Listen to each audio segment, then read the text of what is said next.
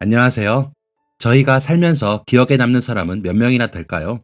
제가 누군가에게 기억에 남을 만한 일을 한 게 몇 개나 될지도 궁금하네요. 사실 우리는 살아가면서 동네에서, 학교에서, 직장에서, 그리고 그 외에 지하철에서나 버스에서 길을 걸으면서 정말 많은 사람을 만나며 살아요. 이야기를 나누고 인사를 주고받지 않아도 우리 삶에 스쳐가는 사람은 열 손가락, 발가락을 다 동원해 몇 번을 세워도 셀 수 없을 정도일 거예요. 그리고 그렇게 많은 사람 중에서도 우리의 삶에는 오랫동안 기억될 만한 특별한 사람들이 있을 거예요. 가장 가까운 가족부터 친구들, 연인, 나에게 특별히 친절했던 사람이나 나를 특별히 힘들게 했던 사람들 등등. 사실 저에게는 오랫동안 만나고 싶던 사람이 있었어요. 제 기억 속에 아주 크게 자리 잡아 아주 오랫동안 찾아 헤맸던 사람이죠. 하지만 그분을 찾을 길이 없어서 그저 주변에 수소문하기만 하고 많은 해가 지날 동안 다시 만나지 못했었어요. 지금은 번듯한 직장에서 일하며 많은 사람과 잘 지내고 있지만 제 어린 시절은 그렇게 행복하지 못했어요. 저를 임신해서 어쩔 수 없이 결혼했던 아버지와 어머니는 결혼 생활 내내 서로를 상처 주고 미워하며 행복하지 못했었죠. 처음에는 애정으로 시작했던 두 사람도 서로를 그렇게 미워하게 됐는데 처음부터 사랑하지 않고 원하지 않던 저는 두 사람에게 어떤 존재였을까요? 어린 시절이라 제대로 기억이 나지 않지만 지금도 그 시절 집안의 분위기는 생생하게 느껴져요. 어머니와 아버지는 저에게 관심을 주는 대신 서로를 미워할 방법만 찾았어요. 그 차갑게 얼어붙은 분위기에서 저는 울지도 웃지도 못하는 철든 아이로 자랐죠. 어릴 때는 텔레비전에서 온 가족이 화목하게 웃는 모습이 나올 때마다 이해가 되지 않았어요. 우리 집에서는 한 번도 볼 수 없는 모습이었으니까요. 어머니와 아버지는 서로를 바라보는 모습도, 저와 함께 있는 모습도, 그 어느 곳에서도 행복해 보이지 않았어요. 그 사이에서 저는 늘 짐 같은 존재였죠. 저에게 직접적으로 말하지 않아도 알 수 있었어요. 두 사람이 싸울 때마다 항상 애만 안 가졌어도 라는 말을 하고는 했거든요. 그렇게 싸울 때마다 저는 두 분 사이에서 그냥 죄인이 된 기분이었죠. 저지른 적 없는 죄로 고통받는 기분. 그리고 중학생이 되기 전 두 분은 이혼하셨고 어머니는 집을 나가셨어요. 그 후로 단 한 번도 찾아오거나 연락을 한 적도 없고 저도 그때를 마지막으로 어머니를 그냥 제 기억 속에서 놓아드렸어요. 원치 않던 아이가 어머니를 다시 찾아온다면 저를 키우는 내내 너무 힘들어서 도망치신 건데 굳이 다시 괴롭히고 싶지 않았어요. 그 후로 저는 아버지와 생활했어요. 이것을 달리 어떻게 표현해야 할지 모르겠네요. 자랐다 라고 할 수밖에 없을 것 같아요. 아버지가 돌봐주셨다, 키워주셨다는 표현은 어울리지 않는 것 같거든요. 그래도 감사하기는 하죠. 어쨌든 저에게 집과 밥, 옷을 주시고 학교를 보내주신 건 아버지니까요. 제가 생활할 수 있고 살아갈 수 있게 해주신 것에 대해서는 감사해요. 그마저도 받지 못하고 자라는 아이들도 많으니까요. 아버지는 제약회사에 다니는 영업사원이셨어요. 영업을 해야 한다는 이유로 집에 늦게 들어오거나 혹은 들어오지 않기도 했죠. 저는 초등학교를 졸업하기도 전에 밥하는 법을 배웠어요. 밥이야 밥솥이 하는 게 다라고 하지만 그래도 제 또래 아이 중에 직접 밥을 해 먹으면서 사는 친구들은 많지 않았거든요. 아버지는 1, 2주에 한 번 집에 올 때마다 돈을 두고 가셨어요. 저는 그 돈을 가지고 생활했는데 다음 날짜가 정해진 게 아니라 다음 용돈을 언제 받을 수 있을지 모르기 때문에 최대한 아껴 써야 했죠. 처음에는 잘 모르고 반찬 가게에서 반찬을 사 먹었는데 생각보다 비용이 만만치 않더라고요. 그 후 좀 커서는 시장에서 직접 재료를 사서 인터넷이나 책을 보고 방법을 찾아 따라해보기도 했어요. 어머니가 떠난 후 빈자리가 느껴지지 않은 만큼 아버지 역시 어릴 때부터 저를 돌봐주거나 챙겨주시진 않았기 때문에 딱히 빈자리가 느껴지진 않았어요. 다만 다른 아이들이 부모님과 함께 지낸 이야기들을 들을 때마다 외로움이 느껴지기는 했죠. 나에게 먹을 쌀과 용돈, 입을 옷을 주는 게 다가 아니라 보살핌을 받고 싶었어요. 아마 어른인 척 했어도 그때의 저도 참 어렸나 봐요. 비가 오는 날이면 혹시나 교문 앞에 누군가 마중 나오지는 않았을까 기대하게 되고 생일이면 괜히 아버지가 퇴근하고 오실 때까지 졸린 눈을 부릅뜨며 밤을 새우기도 했어요. 아닌 척 괜찮은 척 했어도 늘 마음속에는 빈자리를 채워주기를 바랬나 봐요. 아버지랑 더 오래 살아서 그런지 아버지에게 바라는 게 더 많았어요. 나도 다른 친구들처럼 아버지랑 산에도 가고 야구도 하고 같이 목욕탕 가서 서로 등도 밀어주고 나오는 길에 시원한 바나나 우유도 한 잔씩 하고, 제가 아들이라서 그런진 몰라도 아버지와 함께하는 무언가, 공유하는 무언가에 대해서 더 많이 꿈꿨던 것 같아요. 공부는 열심히 했어요. 그마저도 못하면 안 될 것 같았거든요. 내가 공부라도 잘하면 아버지가 조금 더 관심을 가져주지 않을까? 자랑스럽게 생각하시지 않을까?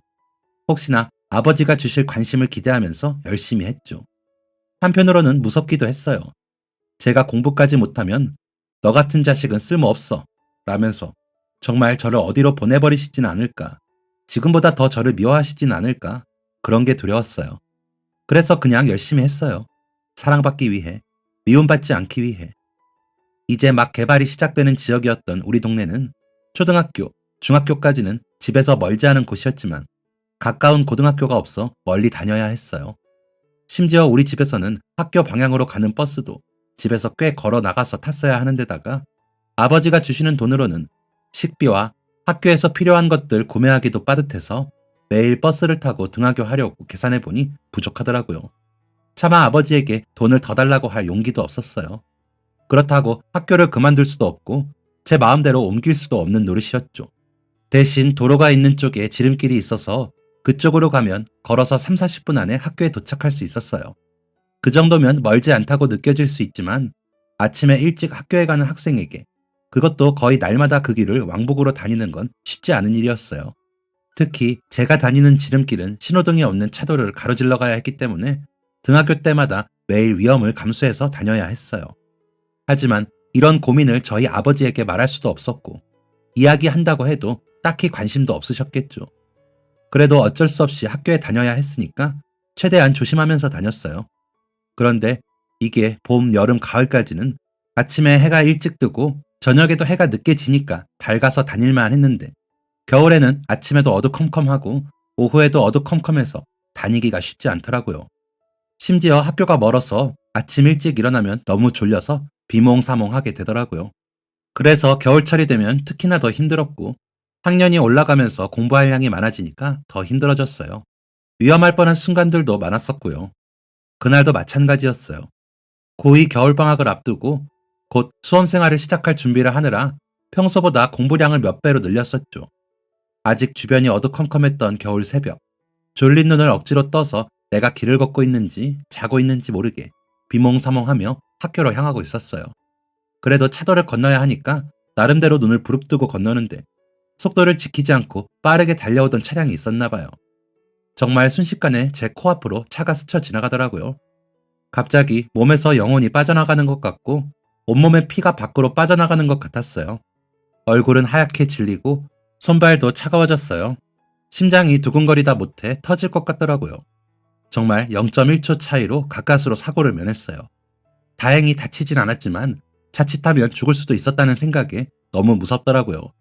겨우 걸음을 떼어 도로를 벗어났는데 계속 손과 다리가 부들부들 떨렸어요. 그러다 결국 다리에 힘이 풀려 넘어지며 주저앉고 말았죠. 바닥에 주저앉았는데 온몸이 파르르 떨리더라고요. 다시 일어나려 해도 다리에 힘이 들어가지 않았어요. 자꾸만 아까 코앞으로 스쳐갔던 차의 모습이 눈앞에 스쳤어요. 그리고 그러면 안 되지만 저도 모르게 눈물이 났어요. 다 큰 사내아이가 길가에서 엉엉 울어버렸어요. 방금 일어난 상황이 너무 무섭고 놀라기도 했고, 버스비를 아끼겠다고 도로를 가로질러 다니다가 사고를 당할 뻔한 게 슬프고 억울하고, 또 한편으로 아버지에게 버스비 달라고 소리도 못하는 제 처지가 안쓰럽기도 했어요.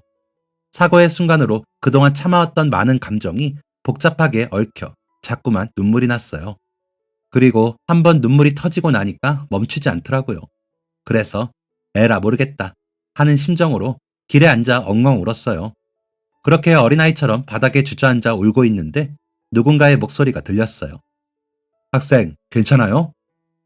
돌아보니 아버지 또래의 남자분이 걱정스러운 얼굴로 저를 바라보고 있더라고요. 괜찮다고 말해야 하는데 차마 입이 떨어지지 않았어요. 괜찮다고 대답하려고 입을 달싹거렸지만 목소리가 나오지 않더라고요.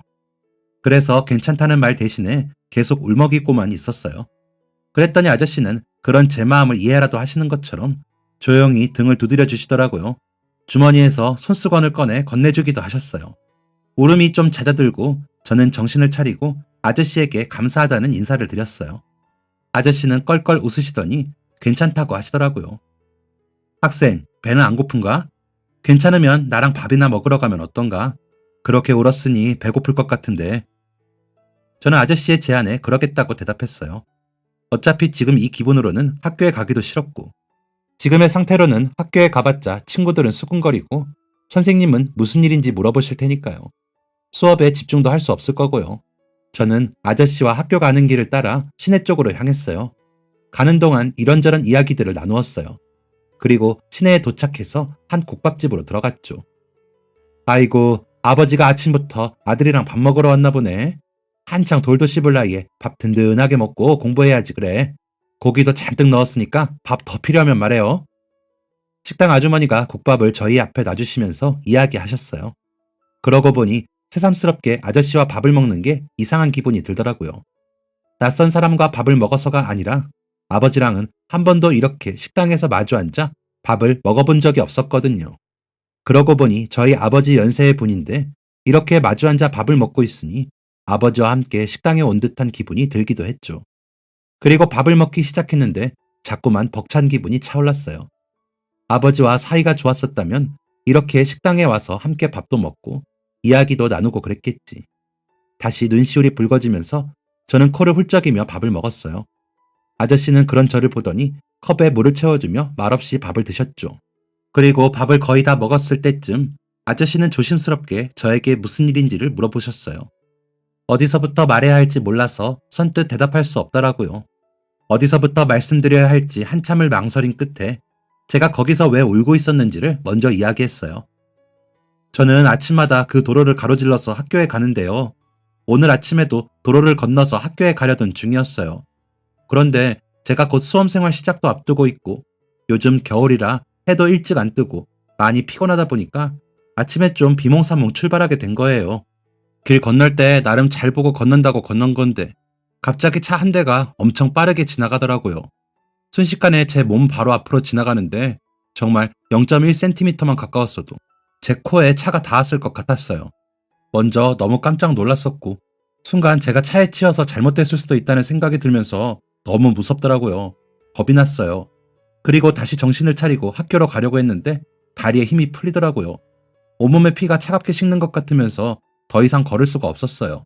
그래도 발을 움직여 보려고 했는데 결국 넘어지면서 주저앉게 된 거예요. 그러고 나니까 눈물이 펑펑 났어요. 다 큰 사내 녀석이 그런 데서 주저앉아 울면 안 되는 걸 아는데 그래도 눈물이 멈추지 않더라고요. 놀라고 무섭고 그리고 저는 다음 말을 하려다가 잠시 이야기를 멈췄어요. 처음 만나 뵌 아저씨에게 어디까지 제 이야기를 해야 할지 망설여지더라고요. 좋은 이야기도 아니고 이렇게 힘들고 괴롭다는 이야기를 생판 남에게 한다는 것도 괜찮을까 싶고 괜히 이런 제 이야기를 듣는 아저씨까지도 마음을 무겁게 만드는 건 아닐까 하는 생각이 들었어요. 그래서 잠시 망설이고 있는데 아저씨께서 다시 제 물컵에 물을 따라주며 따뜻한 목소리로 괜찮으니까 천천히 하고 싶은 말 있으면 다 해요 라고 하셨어요. 그 말에 힘입어 저는 다시 뒤에 이야기를 이어갔어요. 사실 거기서 울고 있던 건 그 길을 건너 등교할 수밖에 없는 제 처지가 너무 안타까워서이기도 했어요. 사실 우리 집에서 좀 더 걸어가서 버스를 탈 수도 있는데 아버지가 주시는 돈으로 제 한 달 생활비를 해야 하거든요. 매일 등교할 때 타고 다닐 버스비를 계산해보면 생활비가 부족해서 걸어 다니게 된 거예요. 그럼 아버지한테 그 이야기를 하고 버스비를 달라고 해볼 순 없는 거니? 아니면 어머니라도. 네, 저희 아버지는 제가 생활하는 거에 관심 있는 분이 아니시거든요. 지금 생활비 주시는 것도 고정적인 게 아니라 그냥 가끔 집에 들리실 때 주시는 거라. 어머니는 제가 초등학생 때 아버지랑 이혼하셔서 그 뒤로 뵌 적이 없어요. 아저씨는 아주 심각하게 제 이야기를 들으시더니 잠시 고민에 잠기는 듯 했어요. 한참 골똘히 생각하시더니 한참 만에 이야기를 꺼내셨어요. 내가 집에서 출발하면 마침 그 도로 주변을 지나게 되는데 혹시 괜찮으면 그 근처에서 만나서 아침에는 학교까지 차로 태워주면 어떨까? 네? 아침에 차로 학교까지요? 수험생이 매일 아침 걸어갈 만한 거리도 아니고 그 도로는 원래도 차가 쌩쌩 다니는 곳인데 이런 일이 또 일어나지 않을 거라는 보장도 없잖니. 언제 또 위험한 상황에 놓일지 모르고 오후에는 내가 시간이 없지만 아침이라면 시간이 좀 있으니까 학교까지 충분히 데려다 줄 수 있단다. 마침 나도 그 근처에 가야 할 곳이 있으니 부담 갖지 않아도 괜찮아. 그래도 아침마다 저 때문에. 하하, 나도 좀 더 부지런해지고 좋지. 아침에 부지런해서 손해보는 사람은 없으니까. 그리고 앞으로 고등학교 졸업까지 1년 정도밖에 안 남았고, 그나마도 방학 빼면 며칠 되지도 않으니 괜찮다. 데려다 주는 건 괜찮으니까 그런 부담은 생각하지 말고 학생이 편한 쪽으로 해. 처음 만난 분에게 선뜻 이런 친절을 얻을 줄은 몰랐어요. 잠깐 고민이 되기는 했지만 아침마다 3, 40분을 걸어갈 거리를 차로 갈 수 있다니 놓치기에는 아쉬운 기회였죠. 부족한 아침잠을 조금이라도 더 잘 수도 있고요. 게다가 앞으로 수험 생활하면서 아침에 차로 통학할 수 있다면 체력도 아낄 수 있을 텐데. 물론 저를 위해서는 데려다 주시기만 한다면 너무 감사한 일이었어요. 하지만 이렇게 큰 도움을 덥석 받아도 될지 그것도 고민이었어요.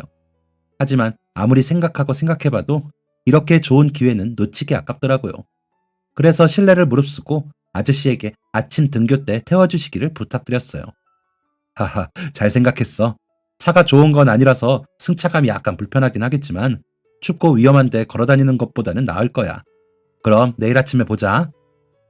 아저씨는 밥값도 내주시고 아침에 몇 시에 어디서 만날지를 이야기하신 다음 인사를 하고 갈 길을 가셨어요. 저는 학교를 향했고 아침에 말없이 늦게 와서 선생님께 혼이 좀 나기는 했지만 사고가 날 뻔하여 천천히 왔다고 하니 이해해 주시더라고요. 평소에 워낙 지각 한 번, 결석 한 번 없이 성실하게 학교에 다녔기 때문에 한번 봐주시는 것 같았어요.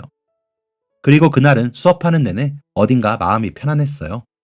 그동안 혼자 담아뒀던 스트레스를 눈물로 폭발시켜 그랬을 수도 있고, 답답했던 제 이야기를 다른 사람에게 털어놓았을 수 있어서 그랬을 수도 있죠.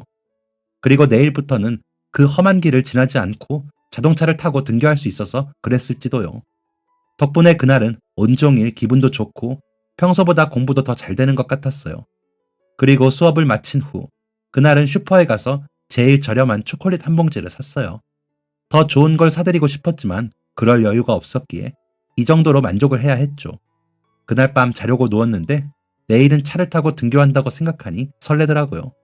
그래서 매우 들뜬 마음으로 잠자리에 들었어요. 그리고 다음날 아침 평소보다 조금 늦은 시간에 눈을 떴어요. 천천히 학교 갈 준비를 하고 봉투에서 초콜릿을 챙겨 주머니에 넣었죠. 이렇게 여유 있게 등교해 본 건 중학교 졸업 이후 처음이었어요. 아침에 버스를 타고 다니거나 부모님이 학교에 데려다 주거나 학교 근처에 사는 친구들은 지금까지 이렇게 등교했겠구나 하는 생각이 들었어요. 그리고 오늘부터 저에게도 이런 여유 있는 아침이 생기다니 행복했죠. 약속된 시간에 만나기로 한 장소에 갔더니 한 오래된 자동차가 서 있었어요. 가까이 다가가니 아저씨가 손을 흔들어 보이더라고요. 저도 어제와는 다르게 밝고 우렁찬 목소리로 인사를 드렸어요. 아저씨는 어제는 그렇게 울더니 오늘은 씩씩하다며 웃으셨고요. 그날부터 저는 학기 중에는 아저씨의 차를 타고 등교했어요. 그리고 차를 타고 가는 15분 정도의 시간 동안 학교 생활이나 요즘 관심 있는 것, 공부는 어떤지, 좋아하는 과목은 무엇인지 등등 다양한 이야기를 나눴어요. 그리고 매일 제가 챙긴 초콜릿도 같이 나누어 먹었어요. 저는 아침마다 아저씨랑 나누어 먹을 초콜릿을 챙겨서 차에 타고 초콜릿이 떨어지면 또 슈퍼에 가서 샀어요. 그런 게 하루 이틀, 1주, 2주, 한 달. 시간은 착실하게 흘러갔어요. 그 사이 저와 아저씨는 진짜 아버지와 아들처럼 친해졌어요. 서로 고민인 부분들은 마음껏 이야기하고 기쁜 일이 있을 때는 알려주고 힘든 일은 함께 이야기하며 해결책을 찾아 나갔어요. 아저씨는 제 수험 생활이나 대학, 전공 등에 대해서도 잘 상담해 주셨어요. 늘 제 이야기에 귀 기울여 주시고 마음을 다해 들으시고 최대한 많은 도움을 주려고 애쓰셨죠. 가끔은 학교에서 먹으라며 과자나 빵을 사다 주기도 하셨고 저녁에도 시간이 있으실 때는 야자하는 제게 밥을 사주러 오기도 하셨죠. 아저씨 덕분에 저는 부모님이 있으면 아버지랑 함께하면 이런 기분이라는 걸 느낄 수 있었어요. 제가 오랫동안 꿈꿔왔던 빈자리를 채워주신 거죠. 살면서 절대로 가져보지 못할 거라고 생각한 아버지와의 추억이 아저씨 덕분에 생겨나고 있었어요. 그렇게 방학 때를 제외하고 거의 매일 아저씨와 같이 등하교하며 시간이 지나던 어느 날이었어요. 드디어 오랫동안 준비한 수능날이 되었죠. 아저씨는 수능날에도 아침 일찍 저를 태우고 제가 배정받은 학교로 데려다 주셨어요. 그리고 너무 감사하게도 직접 도시락을 싸오셨더라고요. 그리고 철석같이 합격하라며 엿이랑 찹쌀떡까지 챙겨오셨어요. 내가 요리한다고 했는데 맛이 있을지 모르겠다. 그래도 반찬은 가게에서 산 거니까 맛있을 거야. 국은 직접 끓였어. 나름 보온병에 담아오기는 했는데 보온병이 좀 오래된 거라 아직 기능을 할지. 그래도 차갑진 않을 거다. 오늘을 위해서 그동안 열심히 공부하고 준비도 많이 했으니 잘할 거야. 평소에도 잘하니까 괜히 긴장하지 말고 평소처럼 잘 보고 오렴. 넌 잘할 거야. 잘 볼 거니까 걱정하지 말고 침착하게. 알았지? 아저씨는 먹기 편하라고 주먹밥도 만들고 조금 모양이 이상한 계란말이에 평소 제가 좋아하는 반찬인 무말랭이와 장조림, 깻잎 장아찌까지 싸주셨더라고요. 소화가 잘 되라고 소고기 묵국에 따뜻한 캔커피까지 챙겨주셨어요. 너무 감동적이었죠. 정작 저희 아버지는 어제 집에 들어오셨을 때도 제가 수능을 보러 간다는 사실조차 모르셨는데 아저씨가 챙겨주신 것을 보니 든든하더라고요. 그래, 나에게도 이렇게 나를 생각해주고 챙겨주는 든든한 지원군이 있다. 그런 생각이 드니까 시험도 잘 볼 수 있을 것 같고 자신감이 막 샘솟았어요. 그리고 저는 손 한가득 도시락과 간식거리를 안고 추운 겨울이었지만 가슴만은 따뜻한 애정을 가지고 입실했습니다. 시험은 괜찮았어요. 아저씨 말대로 그동안 제게 남은 건 공부밖에 없다는 생각으로 매달렸으니까요. 그리고 아저씨 덕분에 수험생활 내내 아침 시간을 조금 더 여유롭게 쓸 수도 있었고요. 1년의 제 수험생활 동안 옆에서 묵묵하게 든든하게 응원하고 힘을 준 사람이 있었기에 공부에만 집중해서 준비할 수 있었으니 시험 내내 긴장되기보다 결과가 기대되는 기분이었어요. 시험이 끝나고 나오니 아저씨가 교문 앞에서 기다리고 계셨어요. 저는 나오면서 아저씨와 눈이 마주치자마자 잘 봤다는 표시로 활짝 웃으며 손가락으로 V를 그려보았죠. 그런 제 얼굴을 보더니 잔뜩 긴장하고 있던 아저씨의 얼굴도 금세 풀어지며 활짝 웃으셨어요.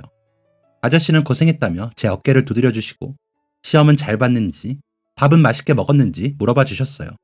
저는 밥이 너무 맛있었다고, 그중에 국이 제일 맛있었다고 답했죠. 그 이야기를 들으시더니 쑥스러운 듯 웃으시더라고요. 녀석, 벌써 입 바른 소리를 하는 거 보니 나중에 사회생활도 아주 잘하겠구나. 그날은 시험 보느라 고생했다며 삼겹살집에 가서 고기를 사주셨어요. 맛있는 고기를 배부르게 잔뜩 먹고 집으로 돌아왔죠. 수능을 보고도 학교는 며칠 더 갔어야 했어요. 그런데 수능 시험을 치른 지 이틀 정도 되었을 때쯤 아침에 늘 만나던 장소에 갔는데 아저씨가 계시지 않더라고요. 무슨 일이지? 오늘은 좀 늦으시나? 하는 생각을 하며 기다렸는데 아무리 기다려도 오시지 않으셨어요. 갑작스럽게 무슨 일이 생기신 건가? 생각했지만 그때 당시 저는 핸드폰이 없었기 때문에 물어볼 것이 없더라고요. 그리고 다음 날도 또 그 다음 날도 아저씨는 그곳에 나오지 않으셨어요. 정말 무슨 일이라도 생기신 건가 걱정이 되기 시작했어요. 결국 제가 겨울방학을 맞이하고 졸업식 날까지도 아저씨는 다시 만나뵐 수가 없었어요. 답답하더라고요. 무슨 일인지 알 수도 없고 주변에 수소문을 해보려고 했지만 물어볼 곳도 마땅치 않았어요. 아저씨랑 자주 갔던 국밥집에도 들러보았지만 역시 만날 수 없었고 아주머니께서도 아저씨를 못 본 지 한참 되었다고 하더라고요. 그동안 같이 가봤던 밥집들을 들리며 아저씨에 대해 여쭤보았지만 소식을 아는 사람은 없었어요. 졸업하고도 가끔 아저씨랑 만나기로 했던 그 장소를 나가보았지만 여전히 흔적도 찾을 수 없었죠. 그렇게 시간은 흐르고 저는 대학 때문에 동네를 떠나야 했어요. 어려서부터 제가 살았던 환경이나 상황이 남들과는 조금 달라서 그런지 저는 사회 문제에 관심이 많았어요. 자연스럽게 신문이나 뉴스를 많이 챙겨보게 되었고 주변에서 일어나는 다양한 분야에 관심이 많았죠. 사회, 정치, 경제, 문화 등등 여러 방면에 늘 궁금증이 많았고 살펴보고 찾아보는 것을 좋아했어요. 그리고 그곳에서 일어나는 일들을 이해하는 과정도 좋아했고요. 그러다 보니 자연스럽게 그런 분야를 계속 탐구할 수 있을 만한 직업을 꿈꾸게 되더라고요. 아나운서가 되고 싶기도 했지만 합격이 워낙 어렵다고도 하고 또 제 외모가 방송에 송출될 수 있을 정도로 괜찮지도 않아서 포기했어요. 대신 제가 꿈꾸게 된 것은 기자예요. 여러 사회 문화 등의 분야들을 조사하고 알아보고 그에 대한 설명을 찾아내는 제가 꿈꾸던 이상적인 직업이죠. 그래서 전공도 신문방송학과를 진학했어요. 국내에서 신문방송학과로 가장 유명한 대학에 진학했는데 그랬더니 학교에서도 난리가 났어요. 교장 선생님도 축하 인사를 직접 전하시고 선생님들도 너도 나도 내가 제 몇 학년 때 담임이었다. 내가 무슨 과목 담당했다 하면서 자랑하기 바쁘셨어요. 학교 앞에는 플랜카드도 걸리고 담임 선생님은 축하한다며 아버지께 전화도 했더라고요. 아버지는 제가 수능 시험을 봤다는 사실도 모르고 있었는데요. 전 겨울방학 내내 근처 공사장에서 막노동 일하며 아르바이트로 등록금을 마련했어요. 그래도 꽤 많은 금액을 장학금으로 지원받을 수 있었기에 제가 아르바이트한 돈으로는 나머지 등록금과 기숙사 비용을 납부했어요. 학교에 입학한 이후에도 아르바이트는 계속했어요. 아버지는 한 번도 학교는 잘 다니냐, 등록금은 어떻게 됐냐 같은 질문도 하지 않으셨고, 저도 기숙사를 들어가면서 더 이상 아버지에게 아무런 기대도 하지 않게 됐어요. 그래도 대학 초반에는 혹시나 저에게 연락하시지 않을까 핸드폰 번호를 집에 남기고 오기도 했지만 그마저도 제 환상이었다는 것을 시간이 지나며 절실히 깨닫게 되었죠. 그렇게 성인이 되면서 아버지와 제 관계는 완전히 끝이 났어요. 저도 더 이상 아버지를 찾지 않았고 아버지 역시 저에 대한 관심도 연락도 없었죠. 그래도 그동안 키워주신 은혜를 완전히 무시할 수는 없어서 한동안은 아버지 생신과 명절에 집에 선물을 보내고는 했어요. 그마저도 시간이 지나면서 점점 하지 않게 되었죠. 학교에 다니면서 계속 아르바이트를 병행했지만 학과 성적은 늘 상위권을 유지했어요.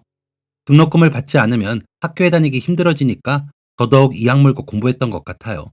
공부를 열심히 하고 잘하는 게 돈을 버는 거란 생각으로 악으로 깡으로 버텼어요. 그리고 힘이 들 때마다 수험 생활 내내 제게 힘이 되어주셨던 아저씨를 떠올렸죠. 생판 남이던 저를 그렇게까지 도와주셨던 그분을 떠올리며 어딘가에서 제 소식을 우연히 듣더라도 아, 내가 저런 아이를 도왔던 거구나. 잘했구나. 좋은 선택을 했었구나. 하며 뿌듯해 하실 수 있으면 좋겠다고 생각했어요.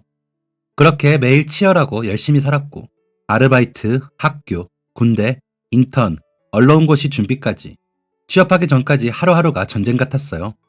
그리고 드디어 원하던 방송사에 취업하였을 때 전 꿈을 이뤄서 매우 기뻤어요. 하지만 취업해서도 치열한 전쟁은 끝나지 않았어요. 신입 기자의 하루는 정말 눈코 뜰 새 없이 바빴거든요. 밀려드는 업무 처리와 제 몫을 해야 한다는 부담감, 어떻게든 좋은 기사를 쓰기 위해서 이리 뛰고 저리 뛰고, 그러면서 인맥 관리와 회사 생활까지 하루가 어떻게 흘러가는지 모를 정도였어요. 그나마 연차가 쌓이면서 잡무에는 익숙해져 갔지만 그렇다고 일이 쉬워지지는 않았어요. 하루는 준비한 주제가 20대 청년들에 대한 거였어요.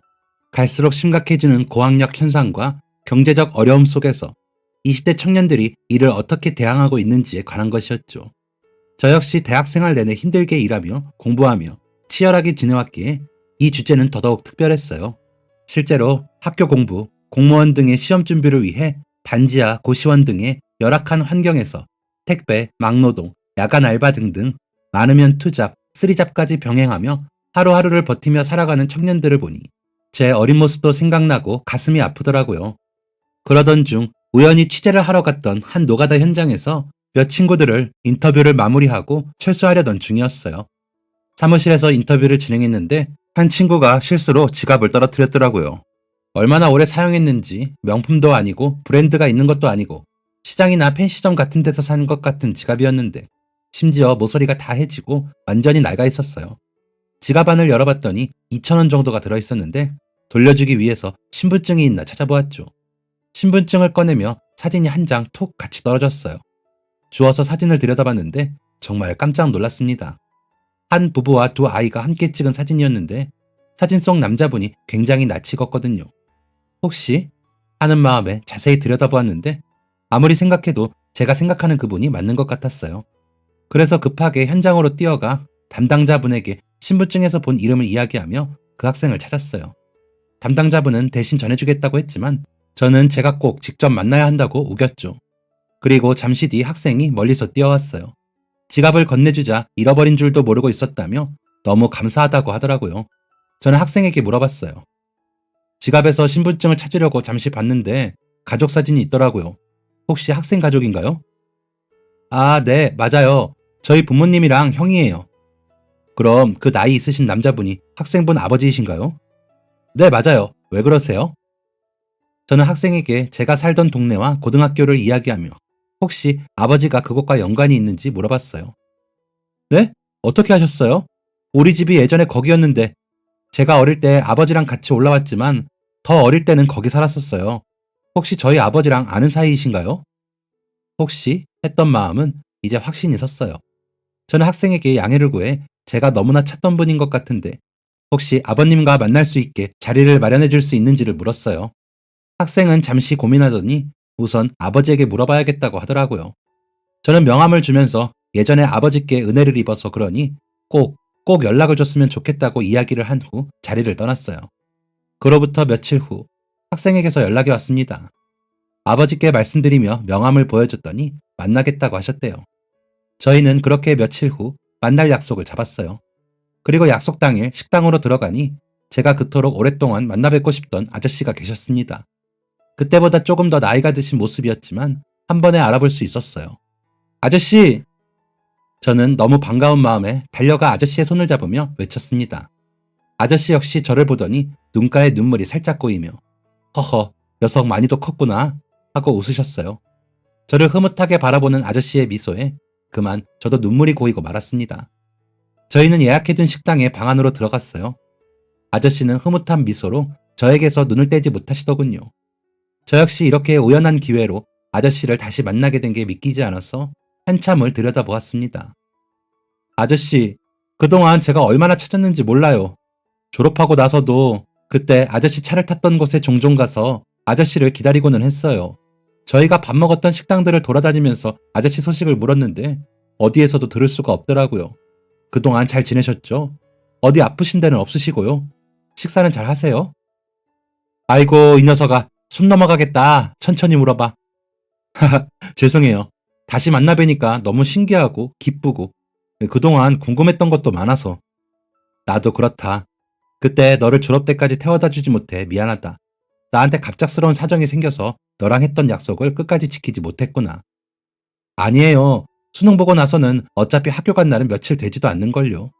제가 수능 볼 때까지 아저씨가 매일 학교에 태워주셔서 얼마나 큰 도움이 되었는지 몰라요. 정말 감사했습니다. 그때 받은 은혜에 대해 감사하다는 인사도 충분히 하지 못했는데 언젠가 밥이라도 한 끼 사드리고 싶은 마음을 지금에서야 이룰 수 있게 되어서 얼마나 기쁜지 몰라요. 저희는 그동안의 근황을 주고받으며 이제 성인이 되어 만나 술도 한 잔 기울였습니다. 아저씨는 제가 좋은 대학을 나와 유명 방송사의 기자로 일한다는 것을 듣자마자 매우 기뻐하셨어요. 그러면서도 제가 항상 성실하고 똑똑해서 원하는 꿈을 이룰 줄 알았다고 이야기해 주셨죠. 이야기는 점차 무르익어 아저씨는 그때 왜 약속에 나오지 못했는지에 대해 어렵게 이야기하셨습니다. 저는 개인적인 사정이라면 굳이 이야기하지 않으셔도 괜찮다며 지금이라도 다시 만나게 되어 다행이라고 말씀드렸지만 아저씨는 그때 혼자 약속 장소에서 기다렸을 저를 생각하면 제게도 이유를 말해줘야 한다며 이야기를 시작하셨어요. 사실 나한테는 아들이 하나 있었어. 아마 지금 자랐으면 너보다 한 살 많은 형이었을 거야. 나도 전에는 네가 도로를 건너야 했던 그쪽 동네에 살았었어. 원래 꽤 괜찮던 사업가였지만 경제 위기로 쫄딱 망하고 그쪽으로 이사하게 됐지. 그나마 아이를 학교에 보내야 해서 공장을 다니며 고물차를 하나 사서 아침마다 아들을 태워줬었는데 하루는 차가 고장나서 데려다 줄 수가 없었단다. 아들은 하루인데 뭐 어떠냐며 괜찮다고 자기가 혼자 걸어가겠다고 하더구나. 그런데 지름길로 가겠다고 그 길로 갔을 줄은 몰랐단다. 마침 시내에 갈 일이 있던 아내는 아침에 자기도 같이 가겠다며 따라 나섰어. 그리고 아침에 졸음운전을 하던 트럭에 깔려 아내는 그 자리에서 바로 사망하고 아들은 병원에 실려갔지만 깨어나지 못했지. 혼수 상태로 병원에 계속해서 입원해 있었고 나는 매일 아들을 만나러 병원에 갔었어. 세상 모든 게 다 미웠고 마음이 삐뚤어지고 나니 모든 게 다 싫어지더구나. 하필 그날 고장났던 차를 볼 때마다 화가 치밀어 차를 팔아버려야겠다고 생각했어. 어차피 아들 병원비를 대느라 돈이 필요했던 상황이라 처분하려고 했지. 그리고 그날도 아들을 생각하며 그 길을 걷고 있던 건데 마침 울고 있던 너를 발견한 거야. 아저씨는 잠시 말을 멈추고 씁쓸한 미소를 지으며 소주를 들이켰어요. 차에 치일 뻔해서 울고 있었다는 네 모습을 보니 우리 아들이 생각나더구나. 병원에 누워있던 그 아이를 생각하며 너에게도 같은 일이 또 일어날까봐 나 역시도 네 이야기를 듣고 아주 무서웠어. 어쩌면 이건 내가 지키지 못한 아들 대신 한 아이를 살릴 기회일지도 모르겠다고 생각해 너에게 아침마다 학교에 데려다 주겠다고 한 거야. 사고 이후 우리 둘째마저 잘못될까봐 급하게 우리 집은 도로 반대편으로 이사해서 너를 태워 학교까지 가는 길은 거리가 좀 있었지만 어쩌겠니. 우리 아들과 같은 사고가 또 일어나서는 안 되는데 아들과 비슷한 또래라서 그런지 같은 학교여서 더 그랬는지 너를 보며 우리 아들 생각이 참 많이 났단다. 우리 아들이 지금 사고로 누워있지 않았다면 이렇게 매일 학교를 데려다 줬었겠지. 이렇게 같이 밥을 먹었겠지. 수능시험 잘 보라며 데려다 줬겠지. 야자 끝나고 밤길이 춥다며 데리러 가기도 했겠지. 사실 나는 너와 함께하며 아들과 함께하는 기분을 느꼈단다.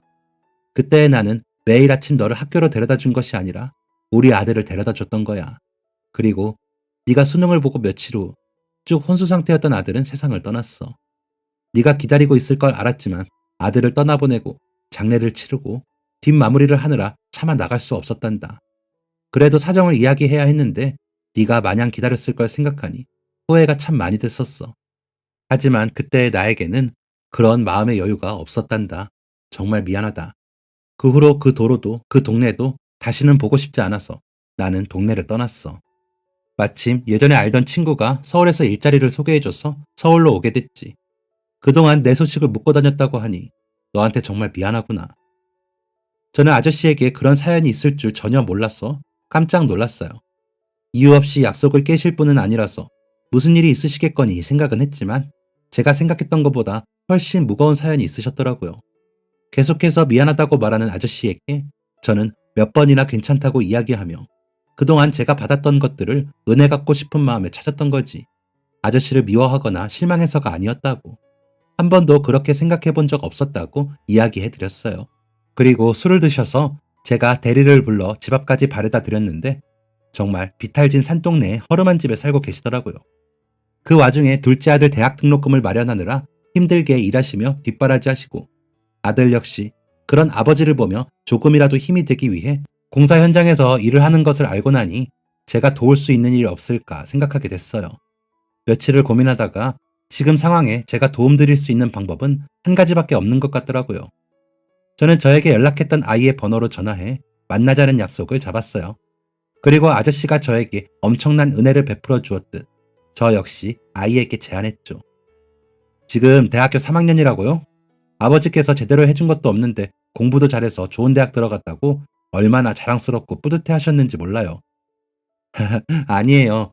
어머니랑 형이 세상 뜨고 나서 많이 힘드셨을 텐데 그래도 저 하나 잘 키워보겠다고 아버지는 낮에는 창고 일을 하시고 밤에는 대리기사를 하셨어요. 잠도 제대로 못 자고 밥도 제대로 못 드시면서 아등바등.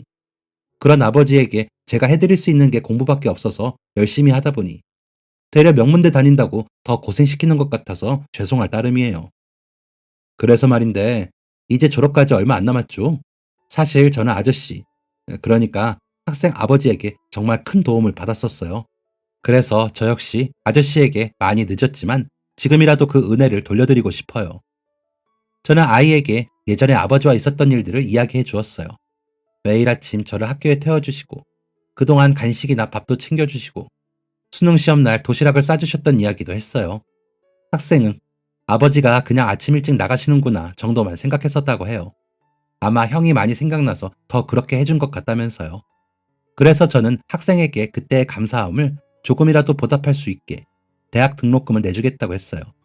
어차피 대학까지 얼마 남지도 않았고 제가 대학에 갈 수 있었던 건 오로지 아저씨 덕분이니 어떻게든 갚아드리고 싶다고 했죠. 학생은 몇 번이나 아버지께서 해주신 일에 대해 자기가 혜택을 받을 수 없다고 거절하더라고요. 저는 어차피 대학 등록금을 마련하느라 아저씨도 같이 고생하고 계시니 이 방법이 아저씨를 돕는 일이나 마찬가지라고 학생에게 설득했죠. 그리고 정 부담스럽다면 나중에 좋은 일자리를 얻어 조금씩 갚아 나가라고요. 결국 한참을 고민하고 망설이다가 학생은 나중에 꼭 갚겠다며 제안을 받아들였어요. 집으로 돌아가 이야기했는지 아저씨에게 전화가 왔더라고요. 그러지 않아도 되는데 정말 고맙다고. 자기가 이 은혜는 어떻게든 갚겠다고 하시길래 이건 제가 받은 걸 돌려드리는 거라고 아무것도 갚지 않아도 된다고 말씀드렸죠. 그 후 저는 한 아이의 든든한 후원자로 지내고 있어요. 대학 등록금을 마련해주고 가끔 만나서 밥도 먹고 술도 먹고 진로에 대한 상담이나 취업 준비에 대한 이야기도 나누고 아저씨랑도 자주 만나서 시간을 보내고 있어요. 아저씨는 여전히 참 좋은 분이었고 따뜻한 마음으로 절 챙겨주세요. 시간이 날 때마다 밥 먹었냐? 감기 조심해라. 날이 춥다, 덥다. 오늘은 비가 온다더라. 우산 챙겨라 등등 저를 따뜻하게 챙겨주시죠. 아저씨는 든든한 제 보호자의 역할을 해주시고 저는 학생에게 든든한 후원자의 역할을 하며 지내고 있어요. 지금 생각해보면 그때 취재에서 이 아이의 지갑을 주었던 게 제게는 너무 큰 행운인 것 같아요. 늘 아저씨에 대한 소식이 궁금했고 제가 받았던 감사함을 돌려드리고 싶다는 마음의 무게가 있었는데 마침내 그럴 기회를 얻게 되었으니까요. 너무 소중했던 인연이 그대로 끊어지나 했었는데 이렇게 다시 시작될 수 있다는 것에 매우 감사하기도 하고요. 그리고 한참을 지난 후에 다시 찾게 된 소중한 인연인 만큼 이번만큼은 더 오래 함께 할 수 있었으면 하는 바람이에요. 저 역시 앞으로도 훌륭한 기자가 되기 위해 갈 길이 멀고 학생 역시도 앞으로 졸업도 취업도 많은 목표가 남았어요. 그리고 이런 저희 두 사람을 응원해주는 아저씨까지 저희 세 사람이 앞으로도 서로 돕고 사랑하며 잘 지낼 수 있도록 많이 응원해주세요. 지금까지 사연 들어주셔서 감사합니다. 사연이 재밌으셨다면 구독과 좋아요를 눌러주세요. 감사합니다. 안녕히 계세요.